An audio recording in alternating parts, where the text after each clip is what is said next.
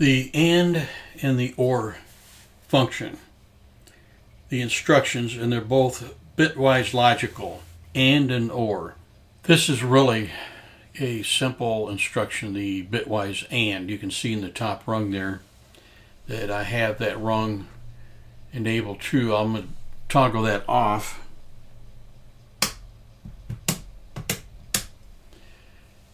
And you see that I'm anding of interest and of interest.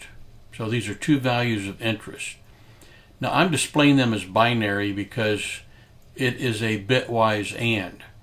The and logical function says if A and B are 1, then the destination is 1. 1 and 0 is 0, 0 and 1 is 0, but 1 and 1 is 1, logically. So if you want to compare two values and have a result that's based on the bits anded together, this is the instruction used. I don't really see an application where I would use it. I can describe one for you. Picture a rotary index table. Now, if you don't know what a rotary index table is, you're dead in the water on this illustration right off the bat. But a rotary index table is used in manufacturing where you load the base or the substrate for a part, and then the table indexes and moves the part to the next station, and all the stations are in a circle around the rotary index table. Let's say that the rotary index table has 12 locations or detents, which means every time it rotates 30 degrees, and then stops. So around the index table, the first position would be where you load the base for the part. Then you hit the palm buttons and it rotates 30 degrees, and the part that you just loaded rotates 30 degrees, usually to your right, but it could be in either direction, doesn't matter. Just depends on how you set it up. And then when the table stops, the station right next to you does something to the base, the unit base that you just loaded. It might come down and snap in a part. And then you load in another base right in front of you, the load station, and you hit the palm buttons and it indexes again. So the first part that you loaded that just had a part put in it, it rotates to the next station, and the part you just put in rotates again to the one right next to you, and it snaps another part. You could look at these, the first 12 bits of source A and B as the status of the base as it goes around the index table. You could actually have a number of words, and if a certain function has been done to that part, and then as it rotates, the status moves to a more significant bit in the word that you're looking at here. If you arrived at station 5 and each of these two words had a 1, that would mean that it was a good part and it was ready to have the next part added. If it was a bad part, then its bit would be 0 and the logical result would be 0, and it would not put good parts after bad. So, imagine you've got a sub-base or a base, and it's going to have 10 operations on it. Well, if one of the operations fails and now it's declared a bad part, you don't want to keep putting parts into that unit that is going to be rejected.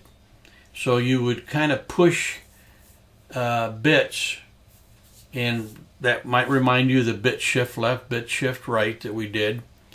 But you might want to AND the two status words together to get some sort of a result. And there's really hardly anything here to look at. Let's change some more of these to 1s. And we'll change one of these to a 0. And so you keep an eye, and we'll make this one a 0. Okay, so if you look here, these are the only place where you've got 1 and 1 is here, and here, and here. So when we turn on input 0, you see that the result doesn't match either one of these two words. The result is any place where there's a 1 in both words, there's a 1 here. So if this and this, then that. If this and this, then that. If this and not this, then not. See? So down here we have, we're displaying those three values up here. We're displaying it here in integer. So I'm not going to labor this any further. The bitwise logical AND instruction, it's real simple. And there are people that use it. That's why I included it in the manual. But I don't want to belabor it. For those of you that needed a hard sell, I had you add this logic as well.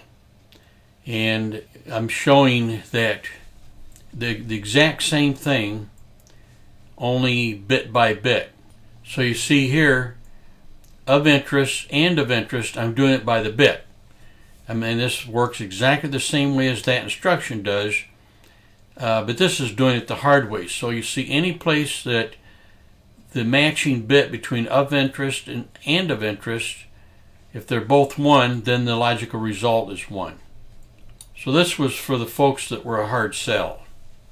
This lab specifically was spotlighting the OR, bitwise inclusive OR. There's also exclusive OR. We won't talk about that right now. We're talking just about the bitwise and the bitwise OR. Inclusive includes either or.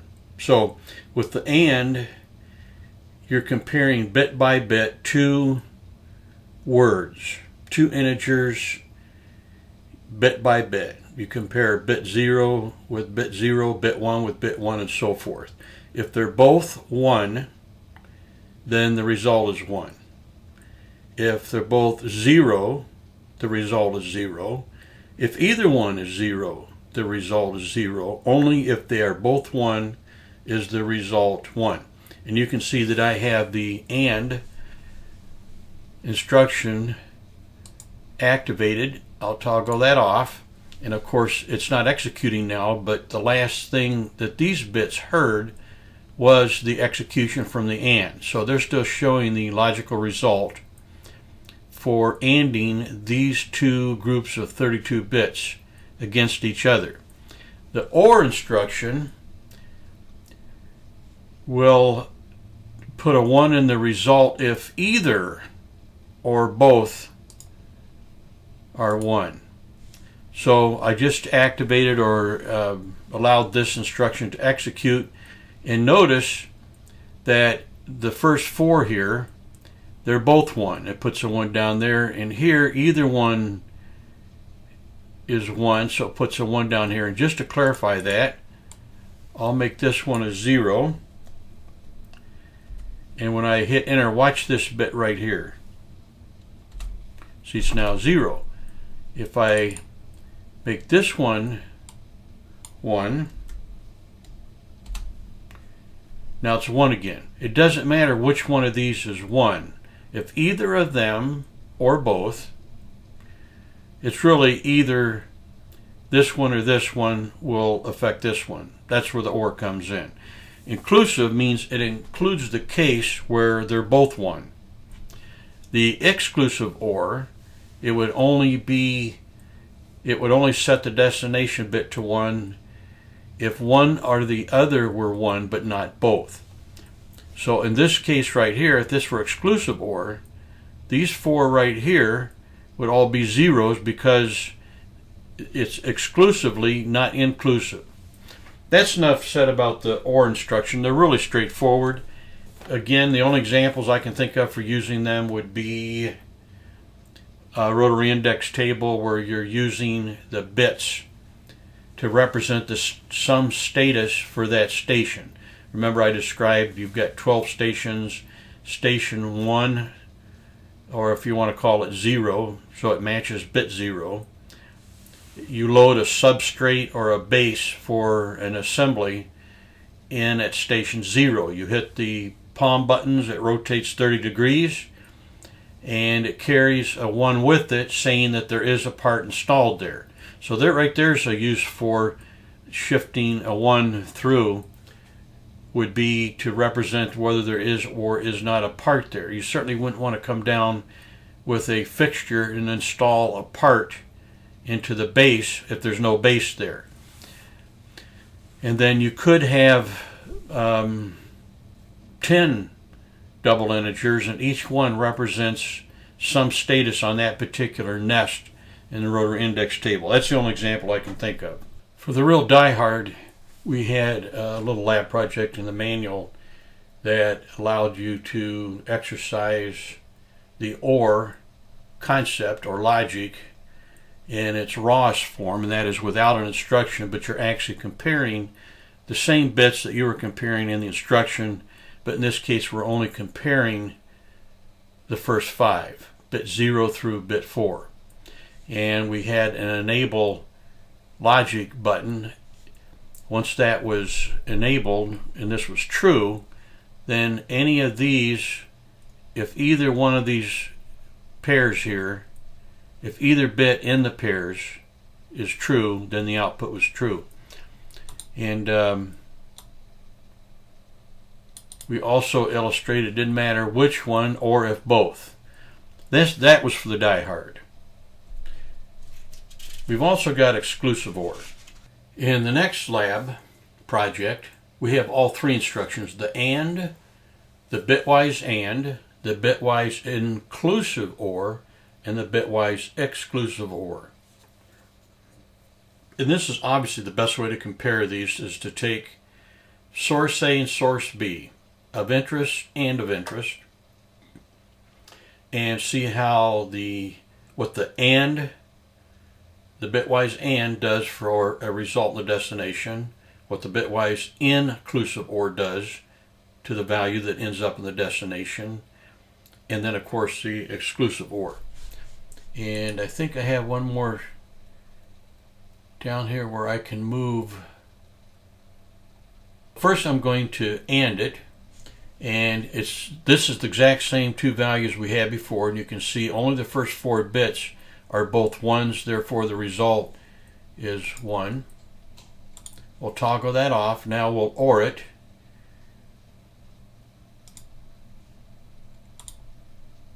And all 16 bits are on because source A is all 16 bits. Properly compare it.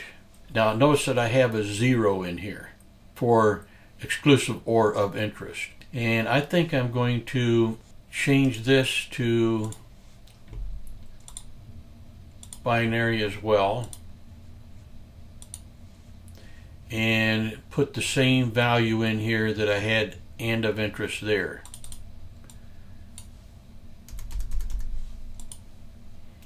Now I'm going to disable the OR and do the exclusive OR. So watch these 16 bits right here when we enable this instruction.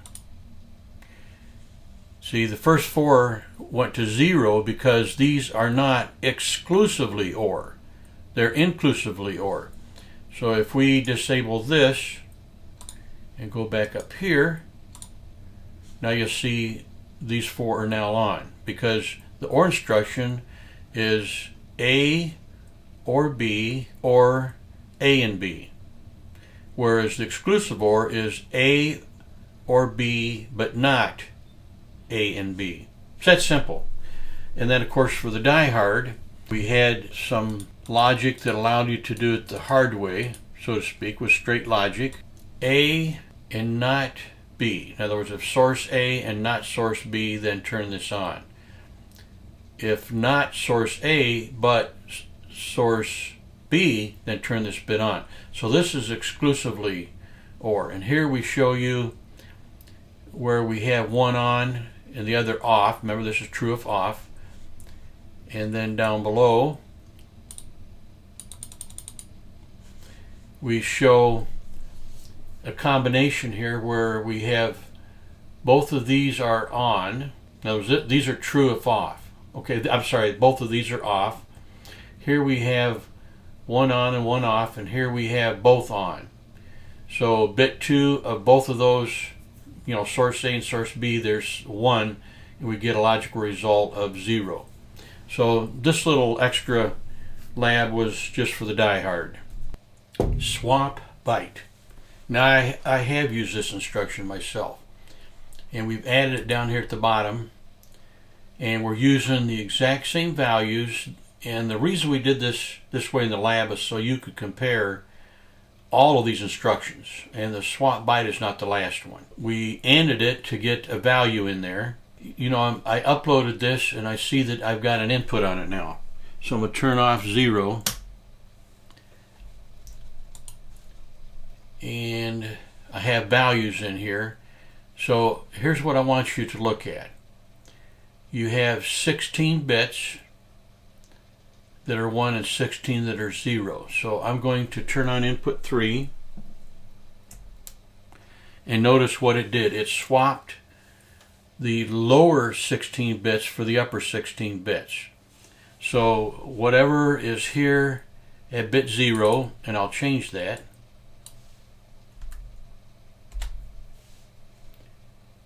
is now at this position. So we'll change that back and change this.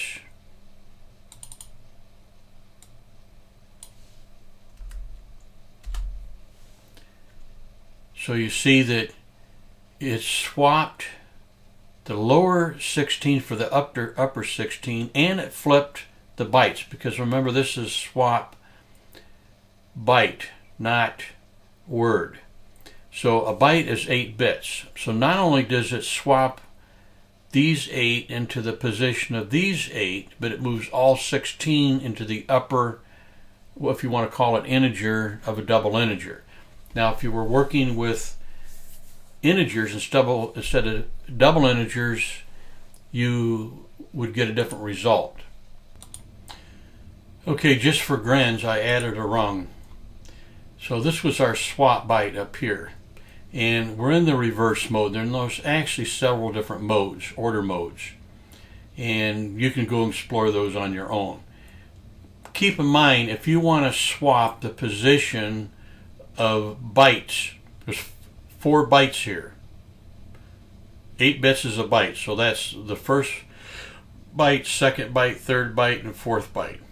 If you want to swap bytes of data around within a word, an integer, double integer, then you want to use the swap byte instruction. So that's how this one worked in the reverse mode using double integers. So I created another rung of logic, and I took of interest and of interest, and I moved them into another register that was of interest integer. In other words, kind of the same name, but I put int on the end so you would know that it's an integer. You see, it's just 16 bits. Okay, so I took those two and I moved them in here, then I swapped those. Now the logical result is really what we wanted to flip. I created these as integers so you could see if you're only working with 16 bits, it only has one place to go, and that is, you see these, the least significant byte is all ones, and the most significant has a 0, and you see in the result that this byte has been moved to here and this byte to here. You swap the bytes. Just to clarify that, that's a little bit more explicit there. You can see that this nibble, if you want, or these 4 bits are now here, and these 4 bits are now here. There's some uses for this. One of the places that I've used it is if I wanted to combine 2 groups of 8 bits from 2 different sources. I would take and swap the least significant byte to the upper, and then I would sum it with OR it, logically bitwise OR it, with another word that the lower byte was a value. So what you would end up with a result is 16 bits, and the first 8 bits, the first byte was from one word, and the upper byte was the lower byte from a different word. I'm sure that confused you. I probably didn't say that very good, but the lab explained it pretty well.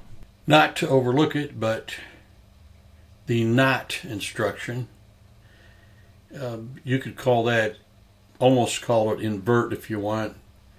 We won't say negate because that's a whole different story, but a not instruction says if the source is not 0, then the result is 1. That's simple. Look at the bit pattern. Bit for bit, whatever the source is, the destination is exactly the opposite. And that is all there is to the not instruction. The bit fill distribute is actually a very handy instruction if you want to move a bit or group of bits to a different location in the destination. So our source could be any, in this case we're using double integers, it could be any double integer, but in this case we've got of interest, and that was our source A in all the other instructions, and then our logical result would be the result of this operation. Now if you look at the configuration, you've got 2 double integers, of interest and logical result, but you've got 4 other things there that are very important. The one is the source bit. The source bit is 4. That's not the 4th bit, but that is bit 4. So 0, 1, 2, 3, 4. So that would be this bit right here. That would be the 4th bit. And then the destination bit is bit 20. So this is 15, 16, 17, 18, 19, 20. So that would be bit 20 right there. And notice it says a length of 4. So this bit fill distribute will take, starting at bit 4, a length of 4 bits, and move it to 20, 21, 22, and 23. So I'm going to flip that switch, and you see that's exactly what it does. That's 20, 21, 22, and 23. So it moved these 4 bits right here up to this position. Now if we really wanted to emphasize that, okay, you see I've changed the value of this double integer and I have just 1 bit on. So remember, this is going to start at bit 4 and it's going to take 4, 5, 6, and 7 and move it up into 20, 21, 22, and 23. Watch. So you see it moved these 4 bits up into these 4 bits. That's all the bit fill distribute does. Our just for fun number 8 gives us a chance to use the bit fill distribute instruction to shift, if you like, or move the 3 input bits from the 3 proxies. So the 3 proximity switches are going to be inputs 3, 4, and 5. However, if we were to use those 3 bits, that would give you a value much higher than what we want. We actually want those 3 bits, if they're all on, to be a 7. So to do that, we're going to take and we move the input bits into this word, and then this word, the source here, starting with bit 3, which would be input 3, we're going to move it backwards to bit 0, a length of 3. So you're going to move 3, 4, and 5 to 0, 1, and 2. Now right now we have all 3 of those on. All 3 inputs are on, so I'm going to pulse input 0, and you see we have a value of 7. So it has shifted, and of course the tray ID, I could show that in binary. So you can see it took these 3 right here and shifted them to here. Now to further illustrate that, I will take and put that back at 0, put that back at 0, and I will only turn on 2. So instead of having 3, 4, and 5 on, I'll just have 4 and 5 on. Pulse at 0, and you see that we had 7 last time. Now I'm displaying this in binary, so I'll put it back to decimal. Whoops. And you can see that we've got an ID of 6.